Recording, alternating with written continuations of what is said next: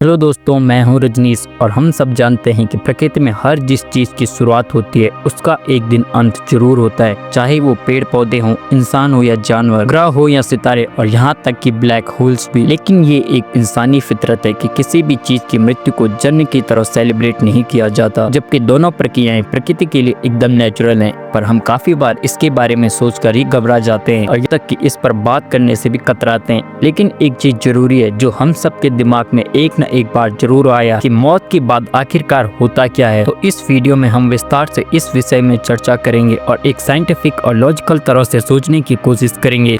तो चलिए शुरू करते हैं।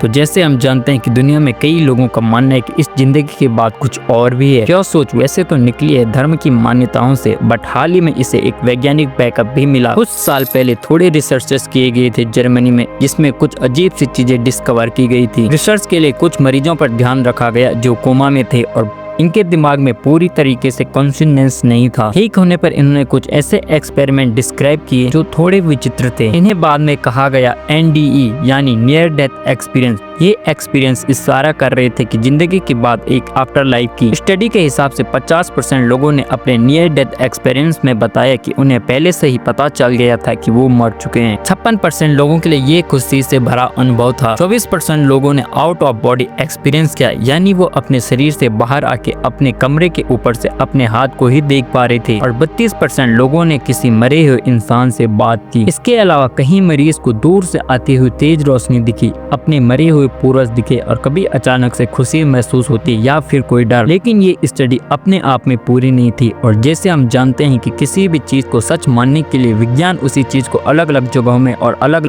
अलग लोगों से दोहराता है। तो इस स्टडी को वापस दोहराया गया UK, US और ऑस्ट्रिया में। इस बार पेशेंट की संख्या ज्यादा थी और अलग अलग रिसर्चर इस पर काम कर रहे थे। तो रिसर्च में पता चला कि मौत कोई एक घटना नहीं है बल्कि एक प्रक्रिया है। एक प्रक्रिया जो शरीर में कई घटनाओं जैसे बहुत से महत्वपूर्ण जगहों की कोशिकाओं के मरने से होती है। पर इस प्रक्रिया को सही ट्रीटमेंट की मदद से रिवर्स भी किया जा सकता है और वही डॉक्टर्स की कोशिश रहती है। तो इस स्टडी के सारे मरीजों में से सिर्फ 9% मरीजों ने NDE रिपोर्ट किया और बस 2% लोगों ने अपने आप को अपने शरीर से बाहर महसूस किया। वैज्ञानिकों ने ये खोज किया कि मौत के करीब हमारे दिमाग में ऑक्सीजन की कमी की वजह से दिमागी प्रक्रियाएं तेज हो जाती हैं और इस वजह से हम बहुत ही अजीब चीजों का अनुभव करते हैं। मरते वक्त ये पाया गया कि हमारा दिमाग रैम इंट्रूजन स्टेज में चला जाता है, जहां हमारी इंद्रियों से आती हुई जानकारी मिक्सअप हो जाती है और हम एक तरीके से हेल्यूसिनेट करने लगते हैं। और क्योंकि ये सब हमारे ब्रेन स्टेम में होता है, इसलिए अगर दिमाग के बाकी और हिस्सों में जान भी हो फिर भी हम इन्हें महसूस नहीं कर पाएंगे। इसके अलावा मैक्सिमम लोगों द्वारा देखी गई तेज रोशनी का कारण ऑपरेशन टेबल के चमकीले लाइट्स पाई गई, जो काफी ऑब्वियस था। और शरीर से बाहर आने के अनुभव की टेस्ट करने के लिए मरीजों के ऑपरेशन टेबल से थोड़ा ऊपर एक चिट्ठी रखी गई थी जिसमें कुछ लिखा था, ताकि अगर वो शरीर से बाहर निकल के ऊपर से अपने आप को देख सकें, जैसे बहुत से केसेस में बताया गया है, तो वो चिट्ठी को रीड कर पाएंगे। बट ऐसा कभी हुआ नहीं, कोई भी चिट्ठी पढ़ नहीं पाया। इसके बाद कुछ और रिसर्चेस दोहराई गई और रिजल्ट हमेशा कुछ ऐसे ही आते थे। तो इससे हमें ये पता चलता है कि मरते वक्त हर एक प्रक्रिया जो हमारे दिमाग में चल रही है उस पर हम नजर रख सकते हैं और विज्ञान उसे एक्सप्लेन भी कर सकता है।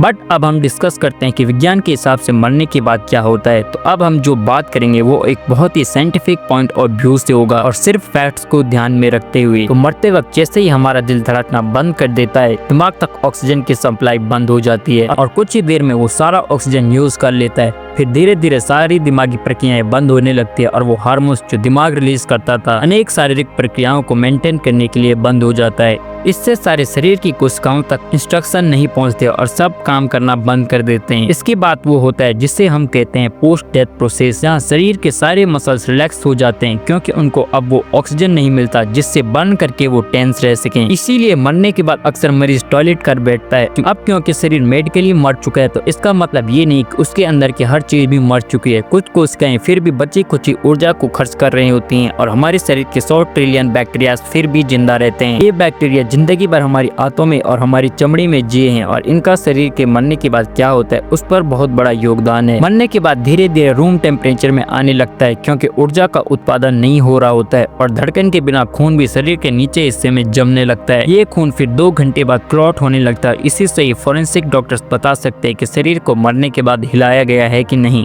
फिर 8 घंटे बाद कैल्शियम मसल्स के प्रोटीन्स के साथ कंबाइन होने लगता है। इस प्रक्रिया को रिगर मोर्टिक्स कहते हैं। इसी दौरान शरीर का डिकम्पोजिशन भी शुरू हो जाता है। शरीर की कोशिकाओं के मरने के बाद क्योंकि सर्कुलेशन की प्रक्रिया नहीं हो रही होती है तो शरीर मरे हुए कोशिकाओं को साफ नहीं कर सकता। इस वजह से कार्बन डाइऑक्साइड की मात्रा कोशिकाओं में बढ़ने लगती है जो उनके पीएच वैल्यू को बढ़ा देती है। इस वजह से सेल मेम्ब्रेन यानी सेल्स की दीवार कमजोर होने लगती है और अंदर के फ्लूइड्स को बाहर रिलीज करने लगते हैं। फिर ये फ्लूइड्स और एंजाइम बहुत से रिएक्शन करने लगते हैं जिससे शरीर का रंग बदलने लगता है और अलग अलग टाइप के गैसेस उत्पन्न होने लगते हैं। फिर दूसरे या तीसरे दिन बाद प्यूट्रिफिकेशन की प्रक्रिया शुरू हो जाती है जहाँ हमारे अंदर के बैक्टीरिया ऑर्गन्स को खाने लगते हैं। पैनक्रियास के एंजाइम्स जो खाना डाइजेस्ट करने में मदद करते थे वो अब खुद अपने आप को ही डाइजेस्ट करने लगते हैं पेट की बैक्टीरिया के साथ। इस प्रोसेस में बहुत सारा गैस रिलीज होता है जो दो केमिकल्स प्यूटेसिन और एड्रेनालिन के साथ एक लाश को उसके टिपिकल गंध देते हैं।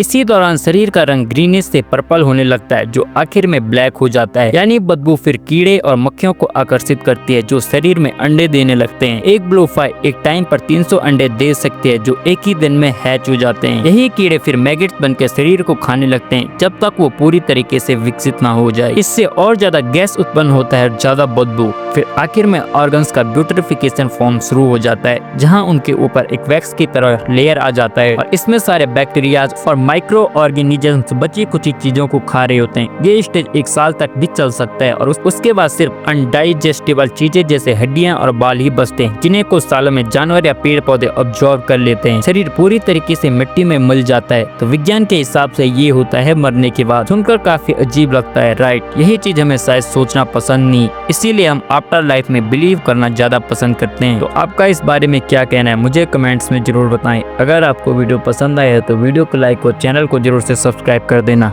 Thank you.